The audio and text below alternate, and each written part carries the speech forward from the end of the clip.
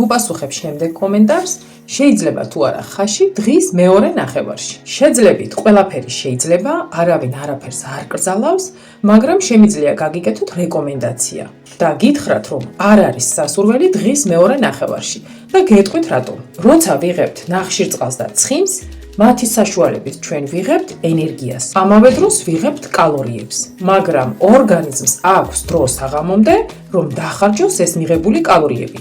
გარდა ამისა, დღის მეორე ნახევარში კუჭქვეშა ჯირკვალი პასიურ მდგომარეობაშია და ნაკლებად გამოიმუშავებს ინსულინს და იმ ფერმენტებს, რომელი ფერმენტებიც მონაწილეობენ ცხიმის დაშლაში, ანუ ცხიმის ფერმენტირებაში. ამიტომ ხდება ცხიმის დაგროვება. და შანსი გაქვთ წონაში მომატების, ან უფრო კარგ შემთხვევაში, თუ წონისკლების პროგრამაზე იმყოფებით, მაშინ შესაძლებელია შეეჩერდეს წონა. ნებისმიერი საჭმელის მიღების ზომიერებას და დროს ძალიან დიდი მნიშვნელობა აქვს.